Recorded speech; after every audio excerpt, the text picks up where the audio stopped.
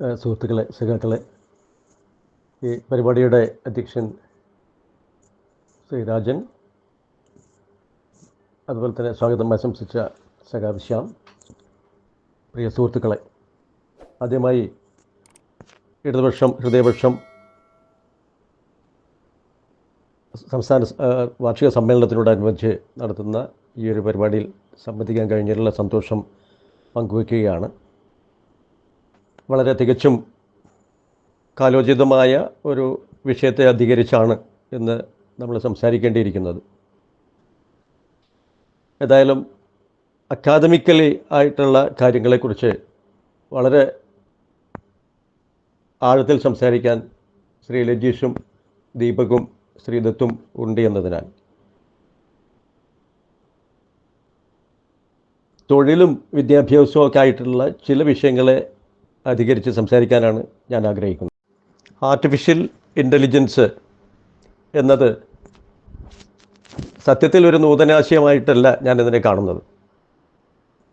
കാരണം ഇൻഫർമേഷൻ ടെക്നോളജിയുടെയും കമ്പ്യൂട്ടറിൻ്റെയും സാങ്കേതിക വിദ്യ പ്രചാരത്തിൽ വന്നതോടുകൂടി തന്നെ എങ്ങനെ മനുഷ്യനോട് അടുക്കാവുന്ന ഇൻ്റലിജൻസ് അല്ലെങ്കിൽ ബുദ്ധിശക്തി കമ്പ്യൂട്ടറുകൾക്ക് നൽകാം എന്നതിനെക്കുറിച്ചുള്ള ഗവേഷണവും ആരംഭിച്ചു കഴിഞ്ഞു എന്നുള്ളതാണ്.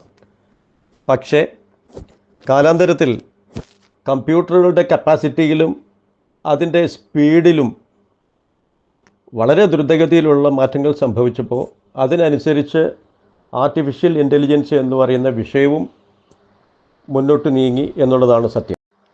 അങ്ങനെ കാലാന്തരത്തിൽ സംഭവിച്ചു കൊണ്ടിരിക്കുന്ന മാറ്റങ്ങൾ മനുഷ്യൻ്റെ ചിന്തകൾക്കും ബുദ്ധിശക്തിക്കും അടുത്തു നിൽക്കുന്ന രീതിയിലേക്ക് നമ്മുടെ ഭാഷകൾ മനസ്സിലാവുന്ന, നമ്മുടെ വികാരങ്ങൾ മനസ്സിലാക്കുന്ന നിലയിലേക്ക് കമ്പ്യൂട്ടറുകളെ കൊണ്ടുവരിക എന്നതിലേക്കാണ് ആർട്ടിഫിഷ്യൽ ഇൻ്റലിജൻസ് ഇപ്പോൾ നടത്തിക്കൊണ്ടിരിക്കുന്ന പരീക്ഷണങ്ങളും ഗവേഷണങ്ങളും.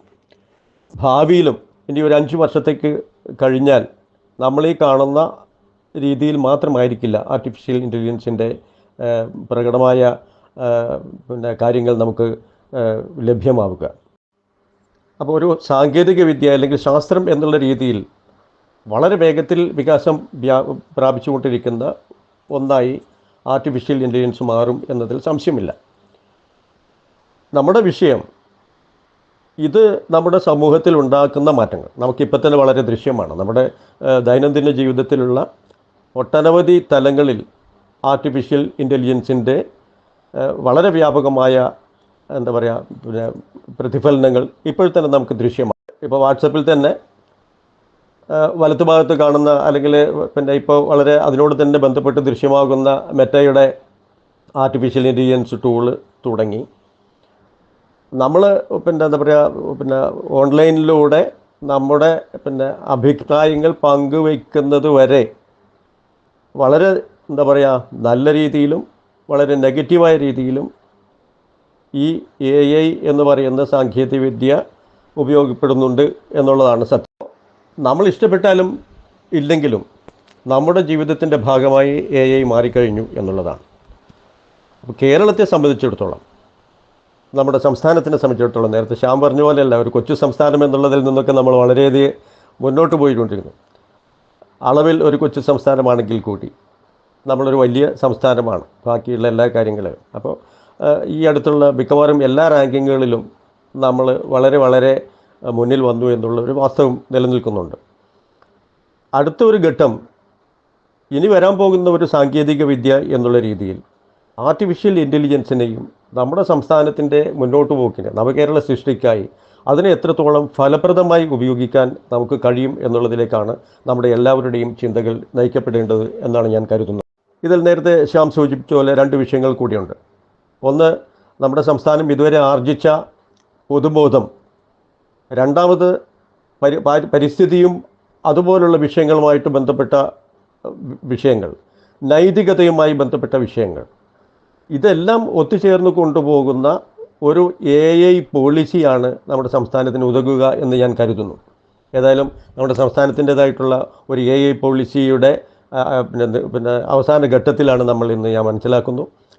കഴിഞ്ഞ ജൂലൈ മാസത്തിൽ സംസ്ഥാന വ്യവസായ വകുപ്പിൻ്റെ നേതൃത്വത്തിൽ കൊച്ചിയിൽ നടന്ന ഒരു വളരെ വിശിഷ്ടമായ AI കോൺക്ലേവ് വളരെയധികം ദിശാബോധം ആ രീതിയിൽ നൽകുന്നു എന്നുള്ളത് വളരെ സ്വാഗതാർഹമായിട്ടുള്ള ഒരു കാര്യമാണ്, അല്ലെങ്കിൽ നമ്മളെ ഏവരെയും സന്തോഷിപ്പിക്കുന്ന ഒരു കാര്യം കൂടിയാണ്. സംസ്ഥാനത്തിൻ്റെ മുന്നോട്ട് പോക്കിന് ആർട്ടിഫിഷ്യൽ ഇൻ്റലിജൻസ് എന്ന് പറയുന്ന സാങ്കേതിക വിദ്യയെ നമുക്ക് വിവിധങ്ങളായ രീതിയിൽ കാണാൻ കഴിയും.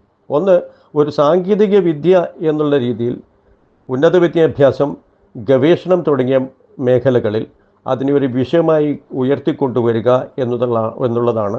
അത് മൂലം തന്നെ ധാരാളം മനുഷ്യവിഭവങ്ങളെ, ഈ മേഖലയിൽ വളരെയധികം എക്സ്പെർട്ടൈസുള്ള വിശിഷ്ടമായ മനുഷ്യവിഭവങ്ങളെ കൊണ്ടുവരിക എന്നുള്ളതാണ് ഒന്നാമത്തെ. രണ്ടാമത്തെ കാര്യം, നമ്മുടെ സമൂഹത്തിൻ്റെ ക്ഷേമത്തിന്, പൊതുവായിട്ടുള്ള സദ്ഭരണത്തിനും വേണ്ടി ആർട്ടിഫിഷ്യൽ ഇൻ്റലിജൻസിനെ എങ്ങനെ ഫലപ്രദമായി ഉപയോഗപ്പെടുത്താം എന്നുള്ളതാണ്.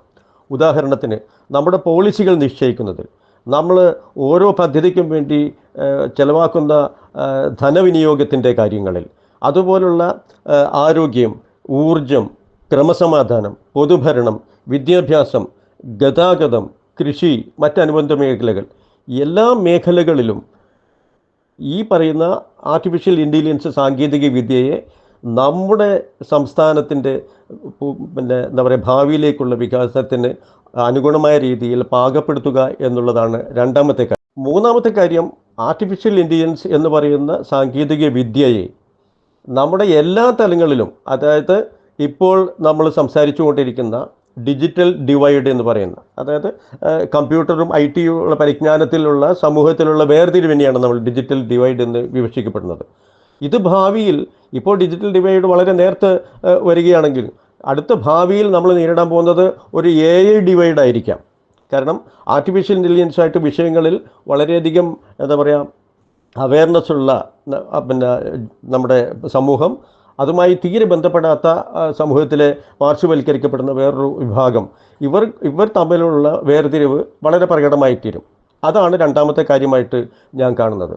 അപ്പോൾ ഇതിൽ നമ്മുടെ എന്താ പറയുക പ്രാഥമിക വിദ്യാഭ്യാസം മുതൽ അനൗപചാരിക വിദ്യാഭ്യാസം വരെയുള്ള വിദ്യാഭ്യാസത്തിൻ്റെ വിവിധ ഘട്ടങ്ങളിൽ ആർട്ടിഫിഷ്യൽ ഇൻ്റലിജൻസ് ഒരു വിഷയമായി തന്നെ കടന്നു വരേണ്ടതുണ്ട് എന്ന് ഞാൻ വിചാരിക്കും. അപ്പോൾ ഞാൻ ഓർക്കുന്നത്, നമ്മൾ അതിനുള്ള മുന്നൊരുക്കങ്ങൾ ഇപ്പോൾ തന്നെ തുടങ്ങി എന്നുള്ളത് വളരെ സന്തോഷകരമായ ഒരു കാര്യമാണ്. അതായത് ഈ നമ്മുടെ രാജ്യത്ത് തന്നെ ആദ്യമായി സ്കൂൾ തലത്തിലുള്ള അധ്യാപകരെ AI വിഷയങ്ങളിൽ ശാക്തീകരിക്കുന്നതിനുള്ള ശ്രമങ്ങൾ തുടങ്ങിക്കഴിഞ്ഞു. ഏകദേശം 30,000-ഓളം അധ്യാപകർക്കുള്ള ട്രെയിനിങ് നടന്നു കഴിഞ്ഞു എന്നുള്ളതാണ് വാസ്തവം. അത് ഇന്ത്യയിൽ മറ്റൊരു സംസ്ഥാനത്തും നടന്നിട്ടില്ല എന്ന് തന്നെയാണ് ഞാൻ മനസ്സിലാക്കുന്നത്. അപ്പോൾ സർക്കാർ അധിഷ്ഠിതമായിട്ടുള്ള പൊതുജനങ്ങൾക്കുള്ള സേവനങ്ങളിൽ ആർട്ടിഫിഷ്യൽ ഇൻ്റലിജൻസിൻ്റെ സാങ്കേതിക വിദ്യയെ വളരെ നല്ല രീതിയിൽ പാകപ്പെടുത്തുകയും ഉപയോഗിക്കുകയും ചെയ്യുക എന്നുള്ളതാണ് രണ്ടാമത്തെ ഒരു കാര്യമായിട്ട് എനിക്ക് എനിക്ക് വളരെ പ്രാധാന്യമർഹിക്കുന്ന ഒരു വിഷയമായിട്ട് ഞാൻ കാണുന്നത്.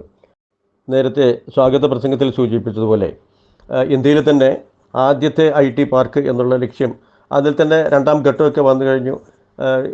ഈ പ്രാവശ്യത്തെ എക്കണോമിക് റിവ്യൂ നമ്മൾ വായിച്ചു കഴിഞ്ഞാൽ ഏകദേശം 25,000 കോടിക്ക് മുകളിലുള്ള എക്സ്പോർട്ടുകളാണ് നമ്മുടെ IT പാർക്കുകളിൽ നിന്ന്. തിരുവനന്തപുരം കേന്ദ്രമാക്കിയിട്ടുള്ള ടെക്നോ പാർക്കും കൊച്ചി കേന്ദ്രമാക്കിയിട്ടുള്ള ഇൻഫോ പാർക്ക്, കോഴിക്കോട് കേന്ദ്രമാക്കിയിട്ടുള്ള സൈബർ പാർക്ക്, ഇനി വരാൻ പോകുന്ന കൊച്ചു പട്ടണങ്ങളിൽ വരാൻ പോകുന്ന പാർക്കുകൾ, ഇതൊക്കെ വളരെ ശുഭോദർക്കമായ ഒരു കാര്യമാണ്.